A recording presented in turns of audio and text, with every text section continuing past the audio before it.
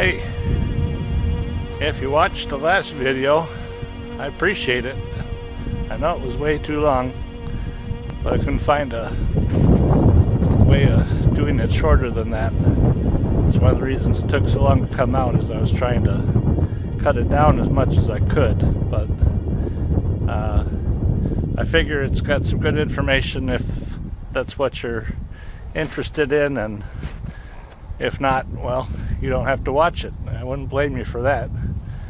I usually don't tend to click on videos that are much more than 10 minutes unless I really want to see them. So, yeah, that's fine. I wanted to talk a little bit about it. It's been like a month or so since I started that project, at least. And, of course, I've learned more about some controversies involving the use of AI for generating images and generating text. And it's a lot like the usual arguments, I would have to say, against automation. People have been struggling against automation ever since there's been automation. And the main problem that I can see is that people have been afraid that they would be put out of work by the machines. You might know the word sabotage. That has its roots actually not in warfare, but in the workplace. And in general, it means to damage the machinery of an operation, which of course becomes kind of the main goal in warfare. But the actual term sabotage is based on the word sabot, and that is an old French term for a wooden shoe. And if legend is correct, then a worker who was disgruntled at their laying off due to a mechanized loom that had been put in place, and took off their sabot and threw it into the mechanisms of the loom, damaging it, and of course creating more work for people to do so they could get paid. So we're still in this same state of mind where people are worried about how to earn a living, and when we'd be in a much better place if we were trying to think of how to have a life instead of to earn a living. And I think really that the key is to automate as much work as possible. Get the machines to do everything that they can, and it's only at that point where we'll find what's truly valuable about humans. And like we've had a lot of snow lately, and my back didn't appreciate all the work that made me do, so I've had some trouble with the back. Went to a chiropractor. That's expensive. Got one of those electric massage chairs that you can rent, and so I sat in that, and I think it was like $5 for 20 minutes of massage. Wasn't as good as a directed human massage, but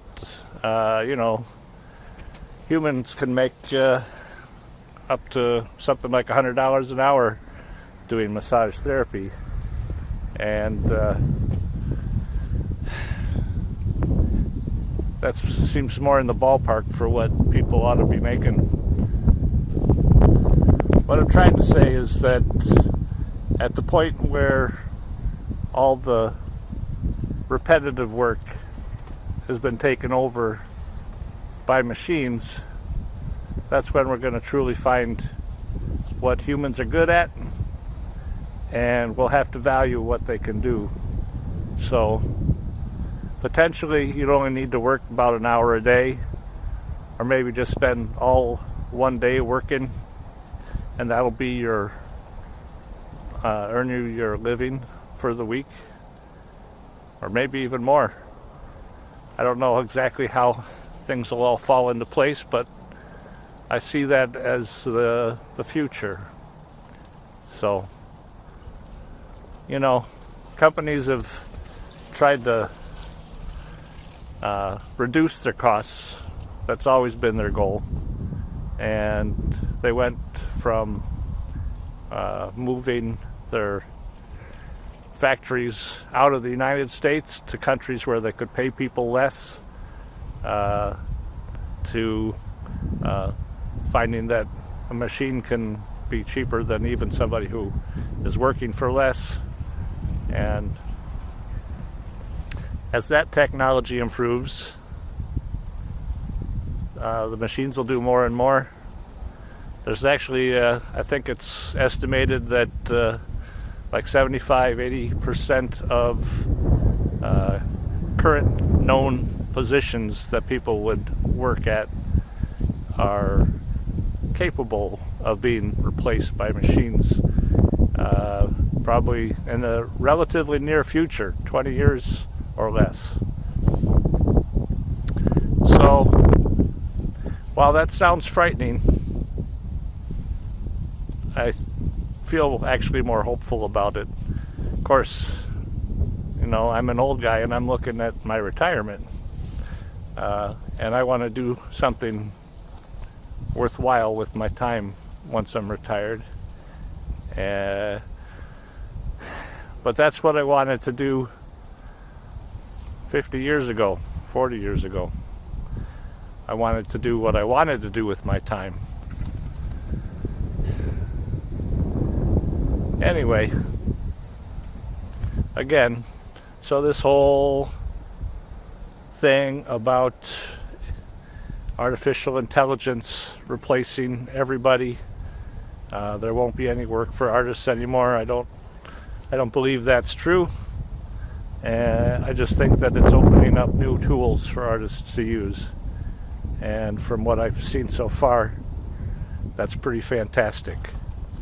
You know, like I said before, that story that I published in my video, it really never would have happened without the digital tools.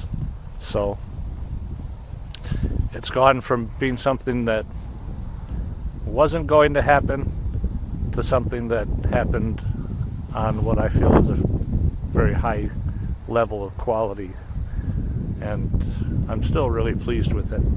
This video is getting a little bit long now too, for just a short little explanation, but it seemed like an important footnote to the whole project. And of course I will keep you updated with potentials for publishing and things like that. So this is an ongoing story, but I'm going to get back to some other things in the videos. Try to keep things interesting by going over different topics, see what engages you.